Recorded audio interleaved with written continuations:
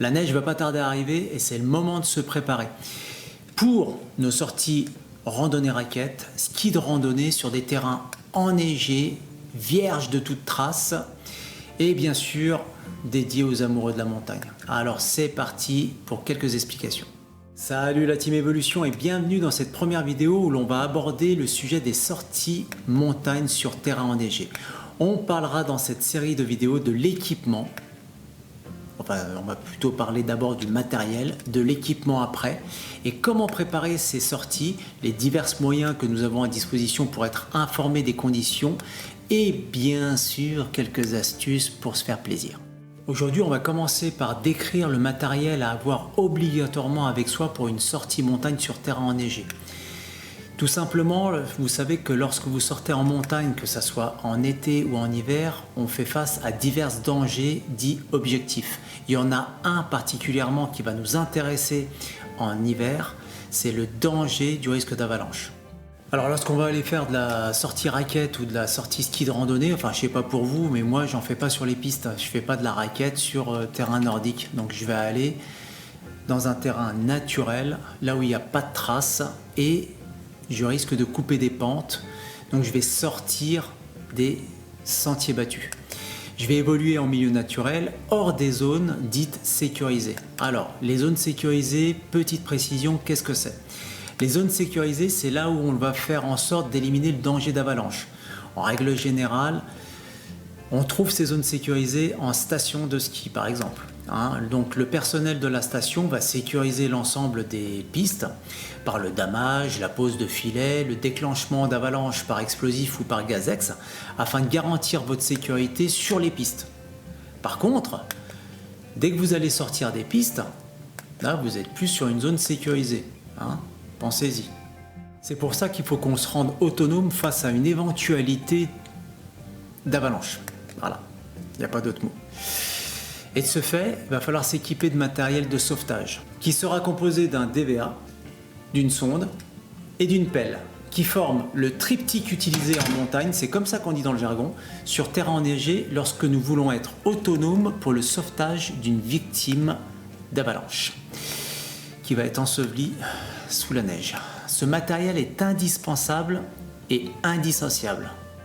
Dans un premier temps, le DVA, il va nous servir pour la recherche, la sonde pour la précision, la pelle pour le dégagement. Alors, juste une petite précision, c'est plutôt une information. Le DVA, la sonde et la pelle, c'est pas du matériel de sécurité. C'est du matériel de sauvetage, j'insiste. Vous allez entendre souvent parler de ce matériel comme du matériel de sécurité, surtout dans les magazines. On en voit encore qui se plantent, qui parlent de ce matériel comme du matériel de sécurité, mais c'est du matériel de sauvetage. Il y a même des magasins encore qui se plantent quand ils vous vendent ça. Ils vous disent oui, vous allez être en sécurité, on va vous vendre un DVA, une sonde, une pelle, vous allez voir, vous allez être bien. Non, c'est faux. C'est faux. C'est pas parce que vous allez avoir un DVA, une sonde et une pelle que l'avalanche va passer à côté de vous. Non, c'est pas ça. C'est pas ça. Un casque, c'est un élément de sécurité. Une ceinture qu'on met dans la voiture, ça c'est un élément de sécurité, ça vous évite de passer par le pare-brise. Mais par contre, un DVA, une sonde et une pelle, c'est fait pour aller chercher votre pote ou votre copine qui est sous la neige. Donc c'est pour aller le ou la sauver. Donc c'est du matériel de sauvetage. C'est un engagement particulier. On prend cet engagement bien sûr afin d'être prêt pour toute éventualité à faire face à un accident d'avalanche, car même pour les montagnards les plus compétents et les plus expérimentés, l'estimation du risque d'avalanche reste un exercice difficile. Acquérir le matériel ou vous le faire prêter, c'est ok. Mais maintenant, ce qu'il va falloir faire, c'est savoir s'en servir. Donc il va falloir commencer à éplucher les notices et avec un bon entraînement régulier, vous allez obtenir des bons résultats. Comme ça, le jour J, si jamais malheureusement il se produit une avalanche, vous êtes témoin d'une avalanche, vous saurez réagir. Une petite chose et pas des moindres, si vous êtes équipé, vous, d'un DVA, d'une sonde et d'une pelle, il faut que vos compagnons aussi soient équipés d'un DVA, d'une sonde et d'une pelle, sinon ça ne sert pas à grand chose. C'est un peu comme si vous alliez faire de l'alpinisme, vous êtes encordé à deux mais sans la corde, ça ne sert à rien, quoi. Et même si vous sortez en solo, c'est important de l'avoir aussi avec vous, hein, pour retrouver le corps. Ouais, déjà pour retrouver le corps. Mais surtout, si vous êtes témoin d'un accident d'avalanche, vous allez avoir l'occasion de pouvoir intervenir. Malheureusement, si c'est vous qui êtes en dessous, si vous avez de la chance et on vous voit, ça sera peut-être d'autres personnes, d'autres randonneurs qui viendront vous secourir. Mais même si vous êtes en solo, mettez-le toujours sur vous. Bien sûr, le top, c'est de sortir à deux. C'est toujours plus sympa. Et au moins comme ça, l'un peut veiller sur l'autre et l'autre peut veiller sur l'autre. Ou l'autre et l'un et l'autre. Enfin, bon, vous avez compris quoi. Hein. Chacun veille sur l'autre. Je fais juste une petite parenthèse parce qu'il existe en fait d'autres éléments pour qu'on puisse vous repérer sous la neige ou pour que vous puissiez vous en sortir. Autre que le DVA, la sonde et la pelle. Vous avez sur le marché, quand vous allez en shop, vous avez des vêtements qui sont équipés d'un petit réflecteur Reco. Voilà. Donc ça, c'est cousu dans le vêtement, vous n'avez rien à faire, vous l'achetez. Des fois, on ne sait même pas qu'on l'a acheté, en fait, hein, on l'a sur nous. Et puis, il faut savoir que lorsqu'il va y avoir une avalanche, et si jamais vous êtes en dessous, la première chose que les secours vont faire, ils vont faire un scan avec le Reco. Et ça va permettre de vous localiser globalement. Il faut savoir que le DVA restera très précis. Vous avez aussi la possibilité d'acquérir un ballon airbag, ce qu'on appelle communément le sac airbag. Donc le sac airbag, le seul problème, c'est que c'est à vous de le déclencher. Voilà. Donc là, il va falloir tilter. Voilà. Vous êtes pris dans une avalanche et puis c'est à vous de tirer sur la poignée pour gonfler en fait votre ballon. Voilà, c'est le seul inconvénient. Je vous parle aussi, on trouve aussi l'avalanche ball. Alors c'est plus rare maintenant de le trouver, c'est quelque chose qui existait un petit peu avant. Donc c'est juste un ballon en fait qui est fixé au niveau du sac et relié au sac par une cordelette. Donc là c'est pareil, c'est à vous de déclencher. Mais des fois on est pris par une avalanche par surprise, donc il faut réagir assez vite. Donc le ballon lui va rester à la surface et puis la cordelette vous relie avec votre sac.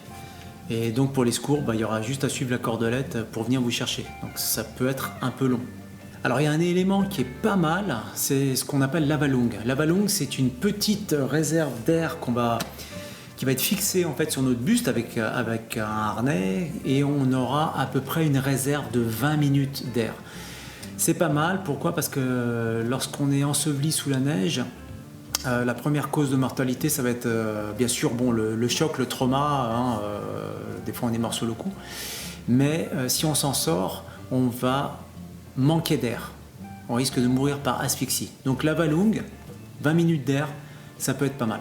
Par contre, juste un petit détail pour l'avalung, hein, vous allez avoir la tétine en fait pour pouvoir respirer, mais juste ce mouvement-là, des fois, lorsqu'on est sous une avalanche, je ne sais pas si vous êtes déjà fait enseveli, mais des fois on n'arrive même pas à bouger la tête. Voilà, donc il faut que l'avalung soit au plus près de la bouche en cas d'avalanche. Donc c'est toujours pareil, des fois c'est la surprise, donc il faudrait l'avoir déjà dans la bouche lorsqu'on est pris dans le tambour de cette grosse machine à laver qui va nous retourner dans tous les sens.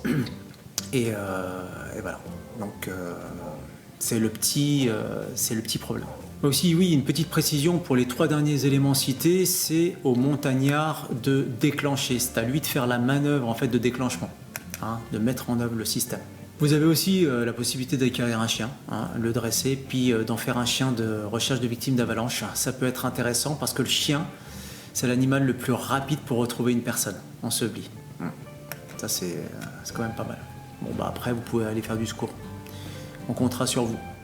Une petite recommandation, vous devez toujours avoir sur vous la couverture de survie, c'est super important. Et une petite trousse à pharmacie pour éventuellement soigner les petits bobos lorsque vous allez pouvoir sortir la victime si elle n'est pas trop amochée, hein, par le coup de l'avalanche. Toujours en attente des secours. Pour la conclusion, je terminerai par vous dire qu'il faut toujours avoir votre triptyque avec vous, le DVA, la sonde et la pelle, et bien sûr savoir s'en servir grâce à un entraînement régulier. Dans la prochaine vidéo, on parlera plus en détail du DVA, comment faire le bon choix parmi tous ces modèles qui existent sur le marché et y voir un peu plus clair. Je Je vous donne rendez-vous à la prochaine. Arvipa.